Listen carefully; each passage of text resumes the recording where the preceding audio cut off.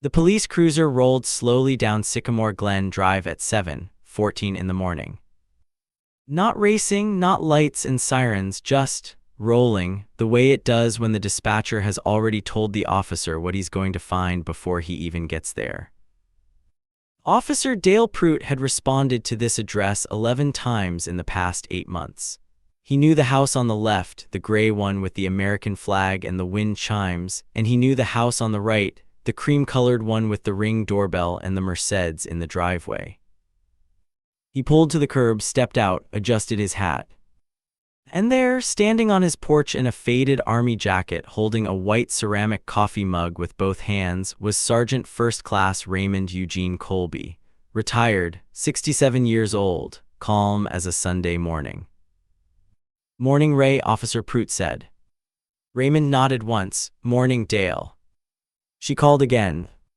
Raymond took a long sip of his coffee, set the mug down on the porch railing, and said very quietly, "I know." What neither of them knew yet, what nobody on Sycamore Glen Drive knew, was that this would be the 14th time Vivienne Hartwell called the police on her neighbor. And that the 15th time. She would be the one in handcuffs. Let me tell you about Sycamore Glen. It sits in the rolling foothills just outside Brevard, North Carolina, a small town in Transylvania County, where the Pisgah National Forest presses right up against the backyards and the air smells like pine needles and wood smoke 9 months out of the year. People move to Brevard for quiet, for front porches, for the kind of life where your biggest decision on a Saturday is whether to fish or just sit and watch someone else fish. Sycamore Glen Drive is a short cul-de-sac, 7 houses, mature sycamore trees lining both sides exactly as advertised. The street was built in 1987 and most of the original families were still there in the summer of 2019, which tells you everything you need to know. There was old Dutch Calloway and his wife Maxine at number 4, who had a vegetable garden so well kept it looked painted. There was the Nguyen family at number 7, whose kids sold lemonade every summer and whose dog, a beagle named Biscuit, was universally beloved. There was Patricia Pat Sunderson at number 2, a retired school librarian who still brought homemade banana bread to every new neighbor who moved in. The street smelled like someone was always grilling something. The sprinklers came on every evening at 6:30. Kids rode bikes on the asphalt and nobody honked because there was nothing to honk about. It was, in the truest sense, the kind of neighborhood people write letters to newspapers about when they're trying to explain what America used to feel like. And for 5 years, Raymond Colby had been its quiet, steady heartbeat. Sergeant First Class Raymond Eugene Colby, United States Army, retired. Born in Cookeville, Tennessee in 1952, enlisted at 18, served 26 years from 1970 to 1996. He did a tour in Vietnam, landed at Da Nang in 1971, spent 14 months in the Central Highlands doing things he never talked about at dinner. He came home, re-enlisted, and went back to work. Desert Storm in 1991. A quiet posting in South Korea in 1993. A training command in Fort Bragg from 1994 until his retirement. He came home with a limp in his left leg, a fragment of Vietnamese shrapnel that the Army doctors said was too close to the nerve to remove safely. It stayed with him for the rest of his life. On cold mornings, it bit hard. He also came home with something else. Something that didn't have a name for a long time and then eventually did. PTSD. The kind that didn't make him violent or erratic. The kind that made him quiet, very, very quiet. That made him sit in his truck in grocery store parking lots for 20 minutes before he could make himself go inside. That made him sleep with the window cracked, no matter the temperature, because closed rooms felt like containers. His wife, Linda, understood. 31 years of marriage. She was the one who learned to touch his shoulder before entering a room, the one who kept the television volume low. The one who planted the rose garden along the back fence because she read somewhere that growing things helped veterans heal. Linda passed in April of 2016, pancreatic cancer, 6 weeks from diagnosis to the end. Raymond sold the house in Cookeville, couldn't breathe inside it anymore, and moved to Brevard in 2018. Bought the gray house at 5 Sycamore Glen Drive, put up an American flag, hung wind chimes that Linda had picked out years before from a craft fair in Gatlinburg. He didn't talk much, but he shoveled driveways in February without being asked. He fixed Dutch Calloway's fence post with a post hole digger and 2 hours of silent labor. He let the Nguyen kids come over on Saturdays to learn woodworking in his garage, dovetail joints, sanding technique, the patience of making something that lasts. He drove a 2009 Ford F-250 pickup in dark green. It had 187,000 miles on it and ran perfectly because Raymond maintained it with military precision. And out in his back garden along the fence, Linda's rose bushes still grew. He watered them every morning, talked to them sometimes when he thought no one could hear. Nobody on Sycamore Glen said a word about that. They understood. He was the kind of man you feel safer knowing exists in the world. The moving truck arrived on a Thursday in late September of 2019. Not just any moving truck, a premium white glove relocation van, the kind with the company name in tasteful gold lettering on the side, 2 men in matching polos, and behind the van, a pearl-white 2020 BMW X7 that parked diagonally across both the driveway of number 3 and 6 inches into Raymond's property line. The woman who stepped out of that BMW was Vivienne Hartwell. 41 years old, ash-blonde hair that looked professionally maintained even on a moving day, sunglasses that probably cost more than Raymond's monthly groceries. She wore athleisure, the expensive kind, the kind that looks casual but is assembled.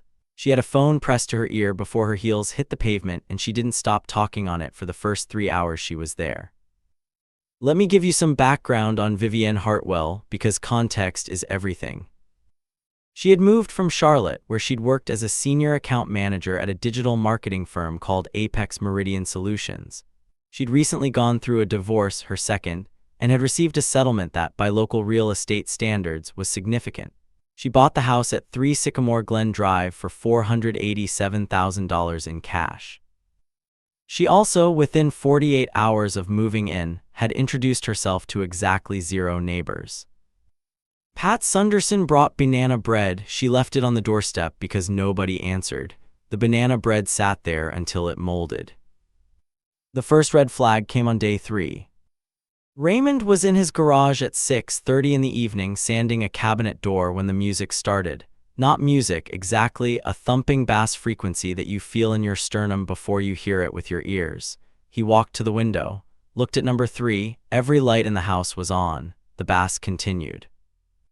It continued until 1:15 in the morning. Raymond didn't call the police. He put in his earplugs, old habit from the rifle range, and went to sleep. But the next morning, when he was walking to his truck, Vivienne was coming out of her front door in her morning workout clothes. Raymond raised a hand, neighborly, easy. She looked at him the way you look at a piece of furniture you didn't order. And then she walked to her car. That was day 4. It was a Wednesday morning in October, overcast, the kind of flat gray sky that makes Transylvania County feel like the inside of a pearl, when Raymond discovered the trash. 3 black garbage bags split open, scattered across his front lawn. Coffee grounds, takeout containers, the pulped cardboard of wine boxes, all of it slung from the general direction of number 3's side yard up over the low decorative fence between the 2 properties. Raymond stood on his porch for a moment, just stood, hands in his jacket pockets, looking at it. Then he went inside, got his work gloves, and cleaned it up, every scrap. That evening, he walked to number 3 and knocked. Vivienne answered in a silk robe, phone in hand, clearly irritated at the interruption. "Miss Hartwell," Raymond said, "I believe some of your trash bags may have ended up on my property this morning. Might have been the wind, or maybe the bags weren't secured. Just wanted to let you know so it doesn't happen again." He said it the way a decent man says hard things. No heat, no accusation, the benefit of the doubt handed over like a gift. Vivienne looked at him for a moment, then she said, "I don't know anything about that, and frankly, my garbage is managed by a professional service, so I'd appreciate it if you didn't come to my door making accusations." Raymond nodded slowly. Not an accusation, just a heads up, neighbor to neighbor. "We're not neighbors," she said. "We live next to each other, that's different." And she closed the door. "Now let me pause here and ask you something. Have you ever tried to be the bigger person with someone who has absolutely no interest in meeting you halfway? Someone who interprets your decency as weakness, Drop it in the comments because I guarantee this community has stories. And I guarantee most of you handled it better than Vivienne deserved. Raymond walked back to his house, went into the garage, picked up the cabinet door he'd been working on, started sanding again. But the next morning, he drove to the hardware store in Brevard, bought 2 weatherproof security cameras, mounted them that afternoon, one covering the front yard, one covering the side fence line. He also bought a black hardcover notebook. Wrote the date at the top of the first page, October 9th, 2019, and began to write. October 14th, Raymond's green F-250 parked legally in his own driveway was blocked in by Vivienne's BMW X7. He needed to leave for a 9 a.m. doctor's appointment, routine blood work, the kind the VA required every year. He knocked on her door at 8:40, no answer. He waited 10 minutes, knocked again. A curtain moved upstairs, nobody came down. He missed the appointment. He wrote it in the notebook, date, time, description. He called the non-emergency police line and filed a parking complaint. Officer Pruitt came out, knocked on Vivienne's door, and the car was moved within 20 minutes. Vivienne smiled at Officer Pruitt like he was there to help her. October 22nd. A complaint was filed with the Sycamore Glenn HOA, a small, largely ceremonial body run by Dutch Calloway, claiming that Raymond's woodworking shop was creating excessive and disruptive noise and creating an eyesore in the cul-de-sac. Dutch Calloway, who had personally benefited from Raymond's woodworking on 3 separate occasions, read the complaint, set it down, and said to his wife Maxine, "Vivienne Hartwell has lost her mind." The complaint was dismissed in writing within 4 days. November 3rd, Raymond came home from a grocery run to find his mailbox, a simple black steel post box he'd installed himself, knocked clean off its post. The post was still in the ground. The box itself was in the ditch. He couldn't prove how it happened. He photographed everything, wrote it in the notebook, installed the box back on the post with lag bolts this time. November 11th, Veterans Day. Raymond had put a small wreath on his door and was sitting on his porch in the evening with a cup of coffee, as he did sometimes on that particular day, quietly and alone. Vivienne's security floodlight, a commercial-grade LED unit she'd had installed on the shared corner of her house, angled not toward her own yard but inexplicably toward Raymond's porch and bedroom window, clicked on at 9 p.m. and stayed on all night. He wrote it down. November 19th. Biscuit, the Nguyen family's beagle, wandered into the shared grass strip between numbers 3 and 5, a strip of lawn that technically belonged to neither property. It was a gray area, and Vivienne Hartwell called animal control, claiming the dog was aggressive and threatening. Biscuit weighed 22 pounds and had never bitten a soul in 7 years of life. Animal control came, confirmed the dog was not aggressive, left, filed a report. Raymond photocopied it and put it in the notebook's back pocket. December 4th, the first police call. Raymond was in his driveway at 7 p.m., starting up the F-250 to let it warm. It was 28 degrees and the diesel engine needed a minute when a patrol car came down the street. Vivienne had called, claiming Raymond was revving his engine aggressively and creating a threatening environment. Officer Pruitt took the report. He also, while he was there, noticed the commercial floodlight still aimed directly at Raymond's bedroom window. He mentioned it to Vivienne in a follow-up. She smiled, said she'd look into it. The light stayed on. And that's when Raymond Colby began to understand exactly who he was dealing with. Direct hit now, here's a question for you. At what point do you stop being the reasonable one and start being the enabler? Drop your thoughts in the comments. I want to know where your line would have been, because Raymond's line was a lot farther out than most people's. And that distance, that patience, that's what made everything that came later possible. December through February brought 6 more police calls. Each one Raymond was calm. Each one Officer Pruitt filed the report and nothing came of it. Call 7 was suspicious activity. Raymond had been working in his garage at 8 p.m. with the door open, which he did regularly. Call 8 was a noise complaint about the wind chimes. The wind chimes. Officer Pruitt, to his credit, started showing up with an expression that communicated exhausted apology. Call 9 was filed on February 2nd, Groundhog Day, which Raymond noted in the notebook, claiming that Raymond had made threatening gestures toward Vivienne from his own yard. Pruitt came. Raymond showed him the camera footage. Raymond had been standing at his bird feeder, filling it with his back to number 3. Pruitt looked at the footage for a long moment. "Ray," he said carefully, "you might want to think about talking to a lawyer." Raymond nodded. "Already did," he said. And he went inside. It was a Saturday morning in March 14th, 2020. Cold, clear, the kind of still air that carries sound for blocks. The Pisgah forest beyond the neighborhood was just beginning to think about spring, a few early green suggestions in the understory, but the trees still mostly bare. Raymond had been out back since 7 a.m., tending to Linda's rose bushes. The dormant season was ending. He was pruning carefully the old wood that needed to go, the new canes he was encouraging. He wore his green army jacket and his work gloves, and he talked to the roses because he always talked to the roses. He went inside at 8:30 to make breakfast. He came back outside at 9:15. And he stopped. The fence between his property and Vivienne's, the low cedar fence that had been there since 1989, had been damaged. A section of it, right at the back corner, had been pushed over. And through that pushed-over section, or around it, it was hard to say. Looking at the tracks, something had come through. Linda's rose bushes, 3 of them, the 3 oldest. The ones Linda herself had planted from bare root stock she'd ordered from a specialty nursery in Oregon. The ones that had survived the move from Cookville in Raymond's truck, packed in damp burlap. They had been torn out of the ground. Not broken, not clipped, pulled out, roots and all. They lay on their sides in the dirt, already beginning to wilt. Raymond stood there. The street was quiet. A dog barked somewhere. A car passed on the road behind the cul-de-sac. Raymond looked at the damage for a long time. He looked at the fence section. He looked at the roses lying in the dirt. He crouched down slowly, his bad leg complaining, and he picked up one of the rose canes, turned it in his gloved hands, set it back down gently. Then he stood up, went inside. And for the first time in 5 months, Raymond Colby sat down in his kitchen and did not move for a very long time.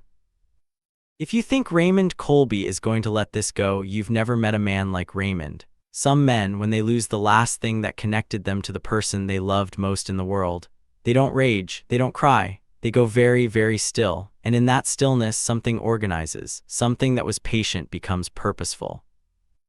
He made a phone call that afternoon. Not to Officer Pruitt, not to Dutch Calloway.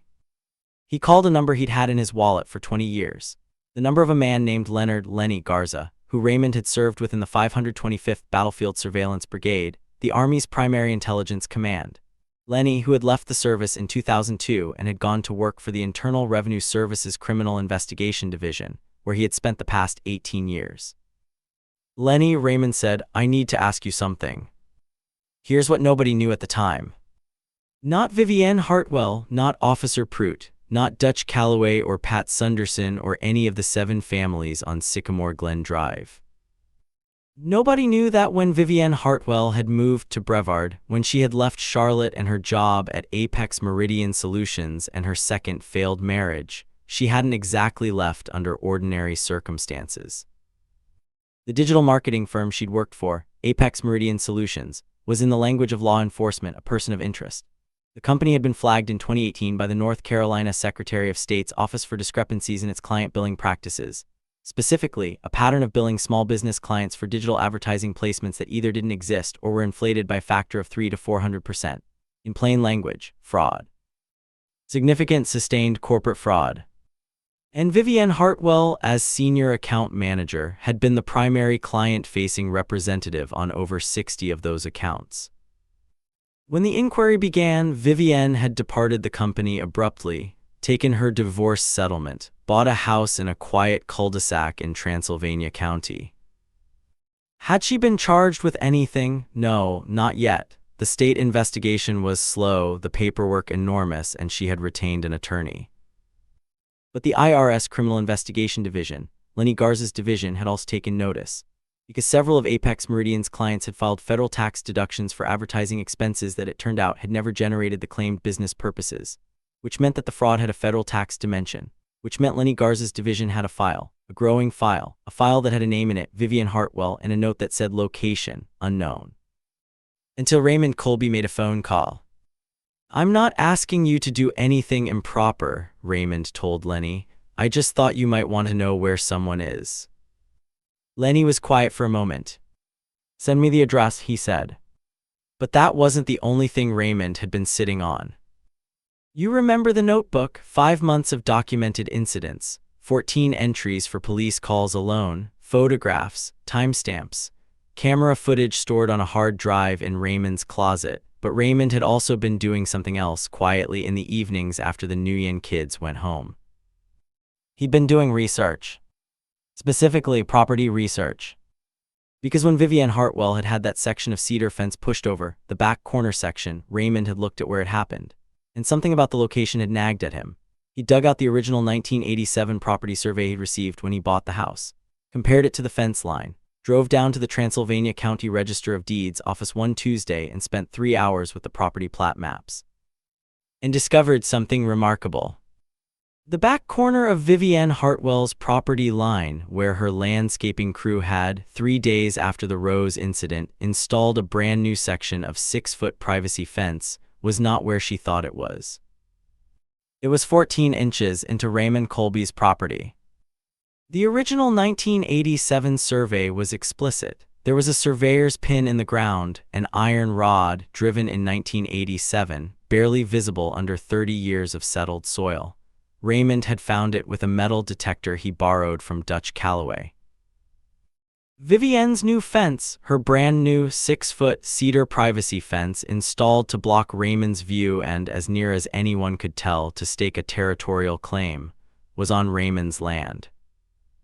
Raymond took photographs of the survey pin, photographed the fence, called a licensed land surveyor who came out the following week and confirmed everything in writing for a fee of $350. He added the surveyor's report to the notebook. And then he called an attorney. Not just any attorney, James T. Whitfield, a former JAG Corps officer who had left military law for private practice in Asheville, North Carolina, where he now specialized in property disputes and civil litigation.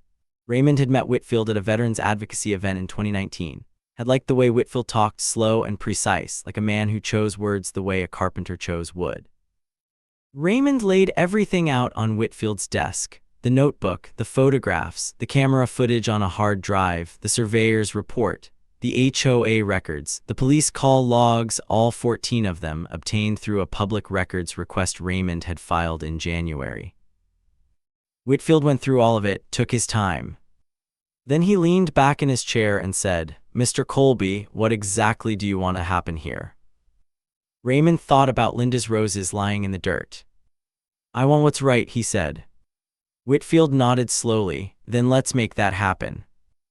April 7th, 2020, a Tuesday. The sky over Transylvania County was the pale, uncertain blue of early spring, and there was still frost on the grass at 7 a.m., the kind that crunches under boots and burns off by 9. Raymond Colby was on his porch at 7:30 with his coffee, the same white ceramic mug, the same faded army jacket. He watched the sun climb above the tree line and he listened to the wind chimes, and he did not look at the house next door. At 8:04, 3 vehicles came down Sycamore Glenn Drive. A silver sedan, government plates, federal agency designation visible on the door panel if you knew what to look for. A dark blue Ford Expedition driven by a Transylvania County Sheriff's deputy. And behind them, a white truck from Morrison Land Services, a licensed surveying and land management company out of Asheville. They parked. The deputy went to the door of number 3. Knocked. It took 4 minutes. Then Vivienne Hartwell opened the door in a cream-colored satin robe, holding a mug of what was probably very expensive coffee, looking at the deputy with the particular expression of someone who expects to be in charge of whatever is about to happen. The deputy handed her a sealed envelope. Inside that envelope were 3 documents. The first was a civil complaint filed in Transylvania County Superior Court by Raymond Eugene Colby against Vivienne Marie Hartwell, alleging trespass, property damage, destruction of personal property, harassment, and intentional infliction of emotional distress. The complaint cited 14 documented incidents over 5 months, attached a licensed surveyor's report confirming encroachment, included itemized damages for the destroyed rose bushes, sourced from the Specialty Oregon Nursery's current catalog, replacement value plus 30 years of growth value, as calculated by a botanical appraisal service, and sought damages of $214,000 plus legal fees and the immediate removal of the unlawfully placed fence at Hartwell's expense. The second document was a cease and desist letter from attorney James T. Whitfield of Whitfield Law Group, Asheville, NC. It detailed in the precise and devastating language of legal correspondence every incident in Raymond's notebook. It informed Ms. Hartwell that any further police calls made without documented, factual basis would be characterized as malicious use of emergency services and added to the civil complaint. It included a copy of the 14 police call logs, every single one, and noted that their pattern met the legal definition of harassment under North Carolina General Statute 142773A. The third document was technically not for Vivienne at all. It was a document served to her as a material witness, a subpoena from a federal grand jury sitting in the Western District of North Carolina, issued in connection with an ongoing investigation by the IRS Criminal Investigation Division into financial fraud and tax evasion connected to Apex Meridian Solutions, Charlotte, NC. Vivienne Hartwell read the first page of the third document. Then she looked up. The men from Morrison Land Services were already in the side yard, measuring, photographing, marking the true property line with orange survey flags. The county deputy had stepped back and was watching. The government sedan, its driver never got out, just sat behind the wheel, waiting, was parked directly across from the driveway. Raymond Colby sat on his porch. He was not watching. He was looking at his coffee mug. Dutch Calloway had come to his front window, so had Pat Sunderson. The Nguyen's oldest, a 14-year-old named Thomas, was at the end of the driveway. Vivienne stood in her doorway. And for the first time in 5 months, for the first time in all the noise and the floodlights and the police calls and the trash and the fence and the roses, Vivienne Hartwell had nothing to say. The survey crew finished their work in 45 minutes. They flagged the true property line, photographed the encroaching fence, filed their documentation, left a copy in Vivienne's mailbox. The fence, her brand new 6-foot cedar fence, would need to come down, by court order at her expense, within 30 days. The deputy tipped his hat and drove away. The government sedan stayed for another 20 minutes, then it, too, left. Vivienne Hartwell went back inside. The door closed. On his porch, Raymond Colby drank the last of his coffee, set down the mug, and went inside to start the second cup. Now let me ask you something. Have you ever watched justice work quietly, not dramatically, not with a speech or a confrontation or a moment for the cameras, just methodically, precisely, with the patience of someone who spent 30 years learning that you do the work right and the outcome follows? That's what this was. Drop a comment if you've ever been in a situation where you just had to wait, and then the waiting finally paid off. The following weeks on Sycamore Glenn Drive were very quiet. The floodlight went dark in mid-April. Raymond didn't know why, maybe a timer, maybe a decision, maybe Vivienne had simply run out of the particular energy required to maintain hostility when hostility had stopped working. He wrote nothing in the notebook about it. He didn't need to. The fence came down on April 28th. A crew arrived, not the same crew that had put it up and dismantled it section by section. It took half a day. Raymond didn't watch from his porch. He was in the garage, working on a blanket chest he'd been meaning to finish for months. The police calls stopped. Call 14, the last one, had been filed in early March, 2 weeks before the Rose incident. Officer Pruitt told Raymond, privately and carefully, that the department had flagged Vivienne Hartwell's address as a potential misuse of services situation, and that any further calls from that address would receive additional review before dispatch. In plain language, they were watching. Vivienne knew it. She had also, by late April, retained a second attorney, a civil defense attorney from Hendersonville who specialized in exactly the kind of property and harassment litigation she was now facing. Raymond's attorney, James Whitfield, later told Raymond that the defense attorney had reached out within 72 hours of service to discuss settlement. The neighborhood went about its business.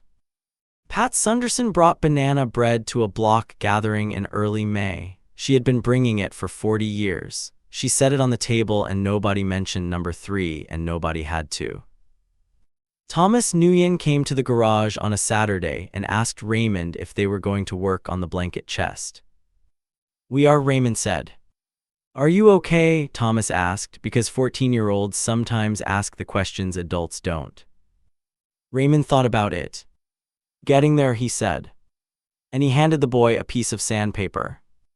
The civil case was settled in July of 2020, not at trial, because Vivienne Hartwell's defense team had done the math and the math was not good. The settlement, reached after mediation in Asheville, resulted in a payment to Raymond Colby of $163,000, covering property damages, the botanical appraisal of the rose bushes, documented harassment damages, attorney's fees, and the surveying costs. Vivienne Hartwell's insurance covered a portion. She covered the rest personally. She also signed, as a condition of settlement, a written acknowledgement that the rose bushes had been damaged as a result of actions traceable to her property, that the fence had been unlawfully placed on Raymond's land, and that the pattern of police calls constituted behavior she agreed not to repeat. The formal legal word for that last part was a consent judgment with behavioral stipulations. Raymond's attorney called it, more simply, a leash. The IRS Criminal Investigation Division's case, the federal matter, moved on its own timeline, independent of Raymond's civil suit. Vivienne Hartwell was not indicted. She was, however, named as an unindicted co-conspirator in the federal case against Apex Meridian Solutions, filed in December of 2020. 2 of the company's principals were convicted of wire fraud and tax evasion in 2022. Vivienne herself entered into a cooperation agreement and paid a substantial financial penalty. The exact amount was sealed, but the courthouse records indicated it was substantial, and sources close to the case suggested it was in the range of several $100,000. She put the house at 3 Sycamore Glenn Drive on the market in September of 2020. It sold in November. The new neighbors were a young couple, Marcus and Danielle Okonkwo, he a veterinarian, she a kindergarten teacher. They moved in on a cold Saturday with an enthusiastic golden retriever named Waffles and approximately 47 cardboard boxes. Raymond was on his porch when their moving truck arrived. Danielle Okonkwo walked over that first afternoon, nervous, friendly, carrying nothing. "Hi," she said, "I'm Danielle, we're your new neighbors." Raymond extended a hand. "Raymond, good to have you here." "We love the wind chimes," she said. He looked up at them, nodded. "My wife picked those out," he said. Danielle nodded back. She didn't ask. She understood the way decent people understand things without needing to be told. "Well," she said, "we'll try to be good neighbors." "I imagine you will," Raymond said. And they were. As for Linda's roses, 3 of them had been destroyed. Gone, roots and all. Raymond had replanted that spring, using a portion of the settlement funds to purchase new bare root specimens from the same Oregon nursery Linda had used. He also hired a master gardener from Brevard to help him establish them correctly. By the summer of 2021, they were blooming. Not the same roses, nothing ever is exactly. But roses growing in the same soil, in the same corner of the same fence line, in the same town where Raymond Colby had decided to live out the rest of his days. Linda would have liked that, he thought. He told her so one morning while he was watering. "Let me talk to you for a minute. Not about neighbors, not about lawsuits, not about the mechanics of civil procedure in Transylvania County, North Carolina. Let me talk to you about patience." Raymond Colby spent 5 months watching a woman try to diminish him, try to erase him, try to make his home feel like a battlefield, which was, if you think about it, a particularly cruel thing to do to a veteran who'd spent his whole life trying to turn away from exactly that. He didn't yell, he didn't retaliate, he didn't post her name online, didn't show up at her door with anger, didn't give anyone watching a single moment they could point to and say, "See, he's the problem." He wrote things down, he took photographs, he called a lawyer, he made one phone call to an old friend, he planted new roses. He let justice do what justice, when it has the right tools, can do. There's a kind of strength that looks like nothing. It looks like an old man on a porch drinking coffee, watching the morning. It looks like patience. It looks like silence. But here's the thing about the kind of man who has served his country, buried his wife, raised his neighbor's children on Saturdays, and still gets up every morning to water roses that belonged to someone he loved. That man is not waiting because he has no options. That man is waiting because he knows exactly which options he has, and he's choosing the right one. You see, folks, the Vivienne Hartwells of this world always make the same mistake. They see a quiet person and they read quiet as weakness. They see calm as confusion. They see patience as an invitation. They forget that the most dangerous people in any room are usually the ones who have nothing left to prove. Never mistake a quiet man for a weak man. Never mistake patience for permission. And never ever pick a fight with a veteran who has seen enough of the world to know that the people who shout the loudest are almost always the ones with the most to hide. Raymond Colby is still on Sycamore Glen Drive as far as anyone knows, still in the gray house, still with the wind chimes, still woodworking on Saturdays, still watering the roses. The street is quiet. The street is safe. And the 15th call, the one Vivienne Hartwell never made, was the most important one of all. This story is inspired by real events and public court records. Names, locations, and specific details have been changed or dramatized for storytelling purposes. Any resemblance to real individuals is coincidental.